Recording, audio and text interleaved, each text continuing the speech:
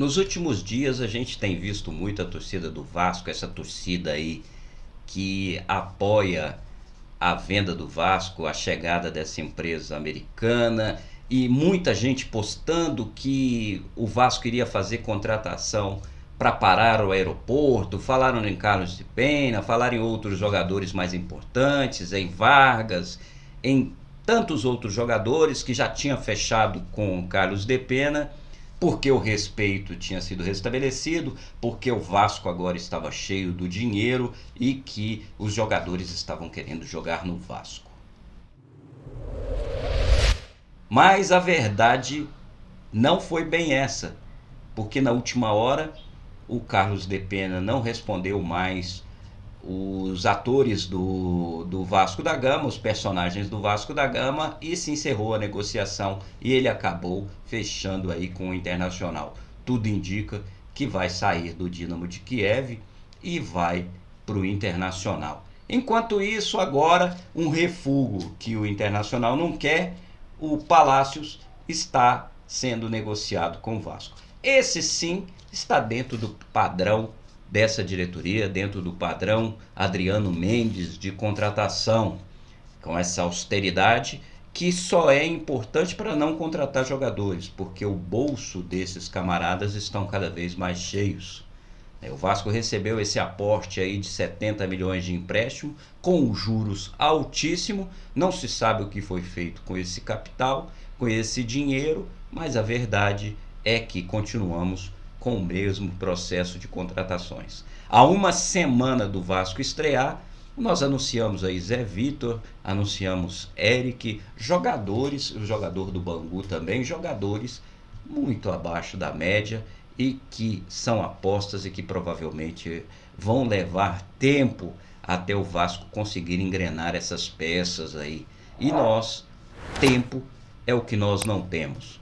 O Vasco precisa retornar à divisão principal para ter mais arrecadação, para ter mais visibilidade, para melhorar o seu faturamento.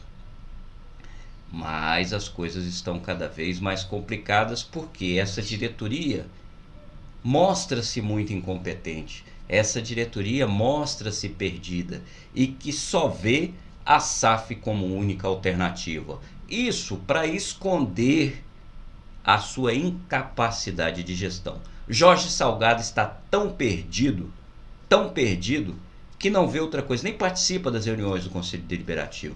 Ou ele está na casa dele de pijama, ou ele está no Maracanã assistindo o jogo, mas como ele sabe que ali é um jogo de cartas marcadas e tudo que ele quiser vai conseguir, então ele nem comparece, não está nem aí para o Clube de Regatas Vasco da Gama. O que menos importa para esse cidadão e para essa diretoria é o Vasco da Gama. Mas eu não estou aqui, meus amigos, para falar sobre o futebol, porque infelizmente esse futebol do Vasco da Gama é mais do mesmo. A gente já sabia desde o princípio.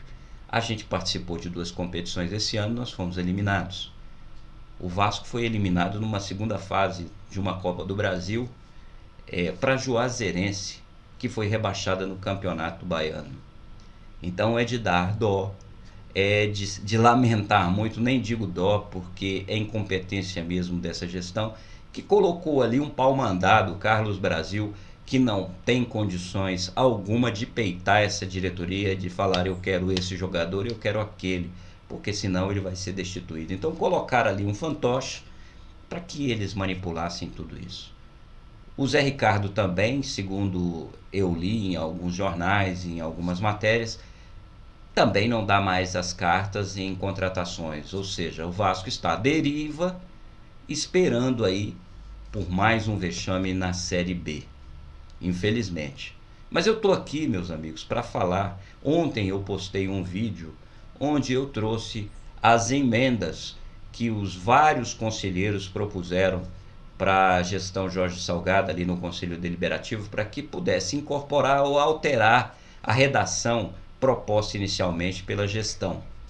E elas foram amplamente rejeitadas. Muito me espantou tudo aquilo, um teatro armado, onde todos aqueles conselheiros votam conforme o que eles determinam. Eles possuem grupos, o próprio Carlos Fonseca disse que eles possuem grupos, um grupo para resenha de conselheiros e um grupo de conselheiros para discutir as questões do Vasco. E ali provavelmente eles discutem tudo isso antes e já definem, já deliberam sobre o que vai ser aprovado, o que não vai ser aprovado. Então a gente vê esse teatro montado, essa ditadura, essa forma como Carlos Fonseca tem conduzido, de forma arbitrária, de forma assodada, atropelando tudo, não respeitando grandes beneméritos, não respeitando beneméritos, não respeitando ninguém que se oponha ao que eles apresentam.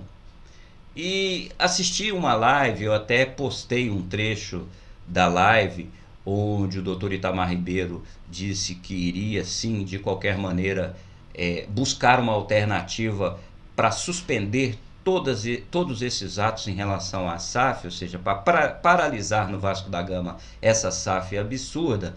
Ali estava um grande benemérito chamado Ricardo Vasconcelos, e ele num determinado momento disse que o Carlos Fonseca era um malandrinho Coca-Cola, que quando sacudido perdia o gás.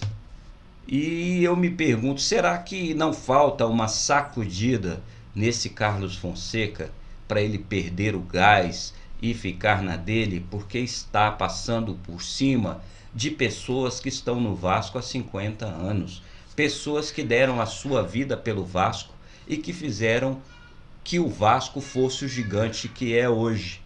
Muitos torcedores dizem que a culpa do Vasco não ter ganho nada em 20 anos é desses beneméritos antigos, é dessas diretorias que por ali passaram, mas nunca investigam a evolução dessas dívidas para ver. É muito claro que quem triplicou essa dívida foi o MUVI, através do Roberto Dinamite e do Campelo. Então, esses 800 milhões, que eu acredito serem muito mais que isso, muito mais que 800 milhões de dívida, foi provocado por essas gestões do Roberto Dinamite e do Alexandre Campelo. Então essas pessoas, esses torcedores, eles têm um discurso pronto, falando que Eurico nunca mais, que a gente apoia Eurico, que a gente apoia Levenciano. Então eles formaram esse juízo de valor que foi formado pelo Carlos Osório, que é um político profissional e com tendência à corrupção. E foi colocando isso na cabeça desses torcedores, e eles só veem, quando a gente vai discutir com eles, eles voltam a 20 anos atrás, a 15 anos atrás. Nós estamos falando de uma gestão que está no poder sobre o júdice e que toda a responsabilidade pelo fracasso que vem acontecendo é deles. O Levenciano, por exemplo, ele ganhou a eleição do dia 7, mas não levou. Todo mundo viu que houve aí uma justiça política partidarizada, que votou contra a eleição do dia 7 e acabaram fazendo aquela eleição, aquela enquete do dia 14 só com 2 chapas, de uma maneira absurda, e acabou dando o Jorge Salgado. Não teria outra possibilidade do Jorge Salgado assumir o Vasco se não fosse através de um golpe. E teve o apoio do Júlio Brandt. Hoje mesmo no Twitter o Júlio Brandt foi e falando, criticando que o triste ver uma pessoa fracassada que acabou com o Vasco, ele se referia ao Alexandre Campelo, criticar a atual gestão. Ora, vocês lembram na posse do Jorge Salgado, o Júlio Brandt agradecendo o Campelo e fazendo elogios à gestão? O que o Júlio Brandt quer por fazendo um post desse no Twitter? É um politiqueiro fazendo politicagem. Então, é um político do Vasco, uma figura política do Vasco que tem que ser descartada. Ele surfa em qualquer onda e é politiqueiro fazendo politicagem. Não tem que ter respeito nenhum. Eu acho que nós tínhamos que concentrar em bombardear e aniquilar com esse playboy que não quer saber do Vasco da Gama, porque quando ele teve a oportunidade de oferecer alguma coisa ao Vasco, ele propôs uma pré-SAF. Então é um pilantrinha querendo prejudicar o Vasco, querendo arrumar uma boquinha para ganhar um pouquinho mais de dinheiro. A minha opinião é essa, como eu acredito que dos grandes analistas do cenário atual do Clube de Regatas Vasco da Gama. Por que a gente não consegue vencer esses canalhas nessa justiça aí, com esses processos que nós impetramos? Porque tudo começou por apadrinhamento. Lógico que daí não iria sair nada, era totalmente esperado que eles fossem levar isso até o fim. Eles estão envolvidos nisso até o pescoço.